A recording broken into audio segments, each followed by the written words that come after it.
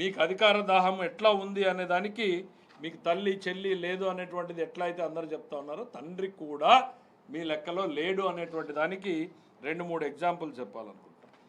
ఆ రోజు అచ్చెన్నాయుడు గారు చెప్పారు, బొత్స సత్యనారాయణ గారు స్టేట్మెంట్ ఇచ్చాడు, వైఎస్ మరణంలో వెనకాల జగన్మోహన్ రెడ్డి గారి పాత్ర ఏముందో తెలియాలి అనేటువంటిది బొత్స సత్యనారాయణ గారు చెప్పారు. దాని మీద మీరు ఇంతవరకు స్పష్టత ఇవ్వలేదు. అసలు రాజశేఖర రెడ్డిని ముద్దాయి చేసింది ఎవరు? తెలుగుదేశం పార్టీనా, కాంగ్రెస్ పార్టీనా? ఉండవల్లి అరుణ్ కుమార్ గారు ఆ రోజు స్టేట్మెంట్ ఇచ్చాడు. ఇవన్నీ కూడా ప్రజలు మర్చిపోయారు, అందుకనే ఒకసారి గుర్తు చేయాల్సిన అవసరం ఉంది. రాజశేఖర రెడ్డిని ముద్దాయి చేసింది వైఎస్ జగన్మోహన్ రెడ్డి.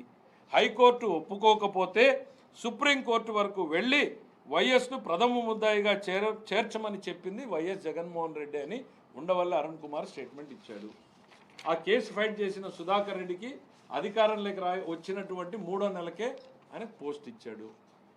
ఎవరైతే రాజశేఖర రెడ్డి గారిని వెళ్ళి ముద్దాయిగా చేర్చాడో ఆయనకు మీరు పోస్ట్ ఇచ్చారు. ఇంకా రాష్ట్ర విభజన గురించి జేడి శీలం రాజశేఖర రెడ్డి కుటుంబానికి అత్యంత సన్నిహితుడని చెప్పుకునే వ్యక్తి ఆర్టికల్ 3 ఉపయోగించి సమాధి దగ్గర జరిగిన డిస్కషన్ ఆయన చెప్పింది. ఆర్టికల్ 3 ఉపయోగించి రాష్ట్రాన్ని మీరు విభజించవచ్చు అని సలహా ఇచ్చింది జగన్మోహన్ రెడ్డి గారే. అది చెప్పి తను బయలు తెచ్చుకున్నాడు అనేటువంటిది జేడి శీలం గారు ఆ రోజు చెప్పారు. మీ కుటుంబానికి అత్యంత సన్నిహితుడు, మేం చెప్పింది కాదు ఇది. అంటే మీ ప్రవృత్తి, మీరు చేసేదేంటి చెప్పేదేంటి, రెండింటి మధ్య తేడా ఏంటి అని చెప్పడం కోసం చెప్తా ఉన్నాం. వైఎస్ పాదయాత్ర చేస్తున్నప్పుడు మధ్యలో ఆయన ఆరోగ్యం క్షీణించింది, మీరు అందరూ గుర్తుంచుకుని ఉంటారు. వైఎస్ విజయమ్మ గారు వెళ్ళి పరామర్శించారు, కానీ జగన్మోహన్ రెడ్డి గారు పోలేదు అక్కడికి. ఎందుకు పోలేదు? దాని మీద కూడా పెద్ద ఎత్తున చర్చ జరిగి స్టేట్మెంట్లు వచ్చినాయి. వైఎస్ మరణం మీద విచారణ జరిగితే జగన్మోహన్ రెడ్డితోనే మొదలవ్వాలి అనేటువంటిది లగడపాటి రాజగోపాల్ గారు ఇచ్చినటువంటి స్టేట్మెంట్. అంటే ఎంత బలంగా నమ్మారు మీ పార్టీలో వాళ్ళు ఆ రోజు. ఎందుకు అనంటే ఆ లబ్ధిదారుడు మీరే కాబట్టి, ఆ రోజు జరిగిన సంఘటనలు వాళ్ళకు ఆ రకంగా కనిపించినాయి కాబట్టి. సో ఇవన్నింటినీ ఒక్కసారి గుర్తుంచుకుంటూ, నేరమయ రాజకీయాలకు మొదలు పెట్టింది మీరే, ఆ రాజకీయాల్ని కొనసాగిస్తున్నది మీరే.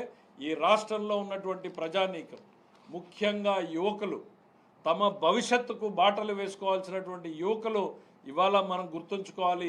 వైఎస్ కుటుంబం యొక్క చరిత్ర ఏంటి, చంద్రబాబు నాయుడు గారి కుటుంబం యొక్క చరిత్ర ఏంది చూసుకోవాలి. ఉద్యోగాలు ఇవ్వడానికి కోసం చంద్రబాబు నాయుడు గారు ఒకవైపు తపన పడితే, పరిశ్రమల్ని తరిపేయడం కోసం, తన లాభం కోసం పనిచేసేటువంటి వ్యక్తి జగన్మోహన్ రెడ్డి గారు. ఈ తేడాను గమనించాల్సినటువంటిది ఉంది. గొడ్డలి పార్టీ సమాజానికి హానికరం, గొడ్డలి పార్టీ నెవర్ అగైన్ అనేటువంటిది ప్రతి ఒక్కరూ కూడా గుర్తుపెట్టుకోవాలని చెప్పి కోరుతా ఉన్నాను. అందరికీ నమస్కారం. అసలు గత 2-3 రోజుల కిందట సమయము సందర్భం కాదు ఈ సబ్జెక్ట్ మాట్లాడేదాన్ని.